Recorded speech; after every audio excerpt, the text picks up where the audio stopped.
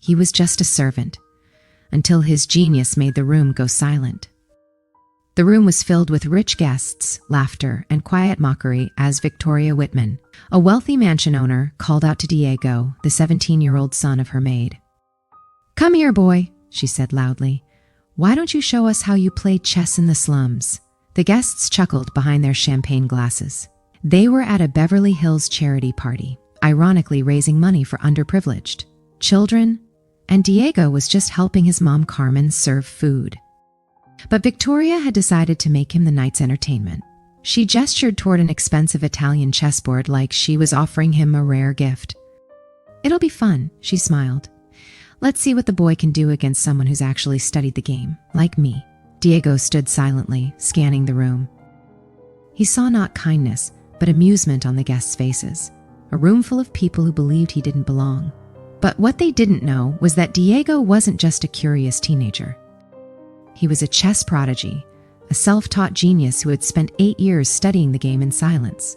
His mother, Carmen, looked down, gripping her tray tightly. After 20 years as Victoria's maid, she had to watch her son be laughed at in front of the rich. But Diego only nodded and said calmly, "It would be my pleasure, Mrs. Whitman." Victoria took the white pieces. "I always play white. Family tradition."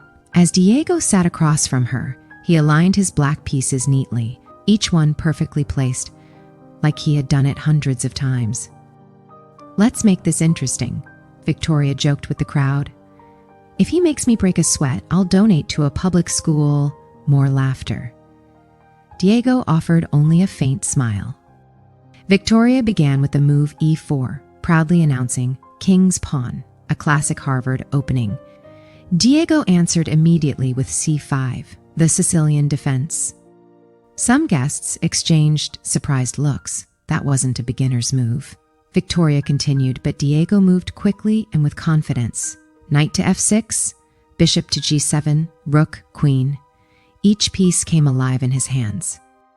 This slum boy wasn't just playing, he was leading the game.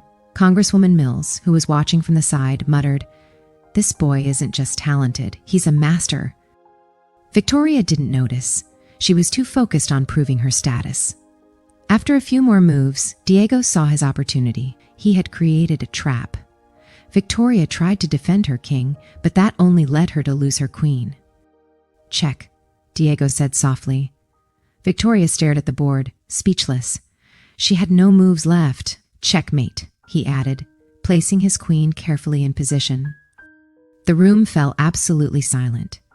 Everyone stared, not just at the chessboard, but at the quiet boy who had just defeated a millionaire with decades of privilege in front of her entire social circle. "You must have memorized that," Victoria said angrily. "No one learns that on their own." "I did," Diego replied. "I studied 1,832 games from Garry Kasparov. YouTube, books from the public library, hours of practice by candlelight. When the power was cut off, Diego never had a coach or a fancy club, just determination." Congresswoman Mills stood up. "Diego, would you be interested in a scholarship? I know colleges that would love to meet you." Diego nodded, clearly surprised. "That would be amazing." Carmen's eyes filled with tears. Her son hadn't asked for revenge or attention. He was simply using the only thing he had, his intelligence, to show he was someone worthy of respect. Victoria sat motionless. The guests quietly began to leave, some murmuring apologies. Others refused to meet her eye. She had gone from admired host to public embarrassment. All because she underestimated a boy based on his background. 6 months later, Diego was walking through Stanford University, studying engineering on a scholarship arranged by Congresswoman Mills. The video of the chess game had gone viral.